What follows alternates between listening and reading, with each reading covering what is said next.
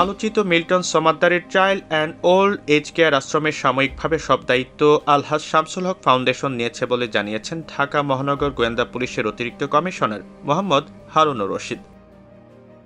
সোমবার মিন্টু রোডের গোয়েন্দা কার্যালয়ে সংবাদ সম্মেলনে ডিবি প্রধান জানান যে আলহাজ শামসুল হক ফাউন্ডেশনের কর্ণধারকে সাময়িকভাবে মিল্টনের আশ্রমের সব দায়িত্ব দেওয়া হয়েছে।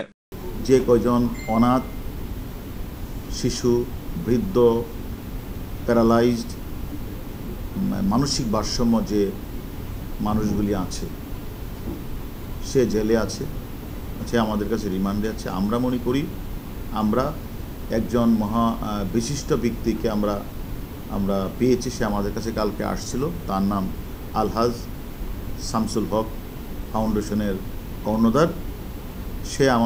তাকে আমরা রিকোয়েস্ট করেছি যে আপনার তো ফাউন্ডেশন আছে, সে ফাউন্ডেশনটা দিয়ে আপনি যে আপনার ওই যে তথাকথিত মাদক সেবক যে মিল্টন সমাদ্দার, তার যে আশ্রম ওল্ড অ্যান্ড চাইল্ড কেয়ার, এই আশ্রমের বাচ্চা বা অনাথ বা বৃদ্ধ যারাই রয়েছে তাদের জন্য খাওয়া দাওয়া, চিকিৎসার সামগ্রী ব্যয়ভার বহন করে এবং সেটা আমাদের কাছে সম্মত হয়েছেন।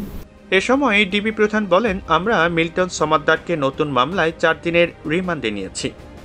তথাকথিত মানবতার ফেরিওয়ালা সেজে মানুষদের প্রতারিত করে বৃদ্ধ, অনাথ, মানসিকভাবে ভারসাম্যহীন মানুষকে দেখিয়ে তিনি যে টাকা কামাচ্ছিলেন তা তার অ্যাকাউন্টে জমা হচ্ছিল। সে যে তথাকথিত মানবতার ফেরিওয়ালা সেজে বিভিন্ন মানুষকে প্রতারিত করে তাদেরকে এই কিছু বৃদ্ধ, অনাথ এবং তারা মানসিকভাবে ভারসাম্যহীন এই সকল লোকদেরকে পুঁজি করে তিনি যে বিভিন্ন জায়গা থেকে যে টাকা কামাচ্ছিলেন, এই টাকাগুলো তার অ্যাকাউন্টে জমাই হচ্ছিল, বাট সে কিন্তু কোনো টাকায় খরচ করছিলেন না, তাদেরকে চিকিৎসার সেবা দিচ্ছিলেন না।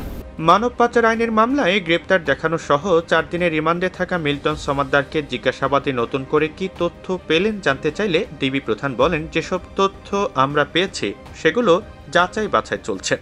যে সকল তথ্য তার বিরুদ্ধে অভিযোগ আমরা পেয়েছি সেই তথ্যগুলি আমরা যাচাই বাছাই করছি। আমরা মনে করি যে সকল অভিযোগেই তদন্ত হবে এবং কাউকে কোনো ক্রমেই ছাড় দেওয়ার কোনো প্রশ্ন